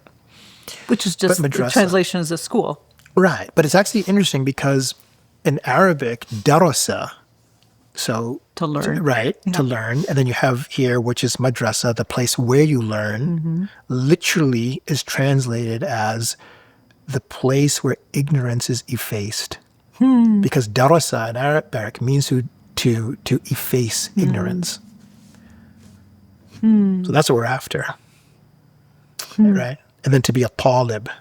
Yeah, to be a seeker. A seeker. Aslan, like the linguistic. Yeah. Right. So right. So you have the just the etymological, the pure root, if you will, literal translation, right? Talib al-shay, to seek something. So what are we seeking? We're seeking understanding. So efface ignorance and seek understanding. I love thinking about it that way, like that it's a spiritual practice to seek understanding. What a powerful thing. Yeah. So what do you say to your wife or not say to your wife? Yeah, no, I think it's more so in terms of like, one of our teachers one time was talking about like if one is arguing, that this kind of one-upsmanship, because he said at that time the devil is there with a stick of honey and it's sweet on the tongue. Right? So the not saying is, it's better for me not to respond now because it's ego, right? It's not going to bring us to reconciliation. It's not going to bring us to the place that we want to go or need to be, so to speak. I'm just going to continue responding to you with ego. And this whole idea of that, what we're seeking as well too, and that is to, right? وَمَنْ خَافَ مَقَامَ رَبِّهِ, the one who fears the station of his Lord, وَنَهَى النَّفْسَ عَنِ الْهَوَىٰ, and prevents himself from his desires, from his ego, from his lower self, right? فَإِنَّ الْجَنَّةَ هِيَ الْمَأْوَىٰ, then paradise is the abode for such a person. So kind of keeping those principles there and not being able to hold oneself back, and when every cell is firing to go get your revenge or go get your whatever that is. So that's kind of just where the standard is on that. Thank you. Oh, you're very welcome. I could talk to you for hours. If you enjoyed this conversation, please like, subscribe, and share with a friend. You can connect with Into Healing on TikTok and Instagram for more inspirational and behind-the-scenes content, and visit our website, intohealing.com, for transcripts and other goodies. Thank you for joining us.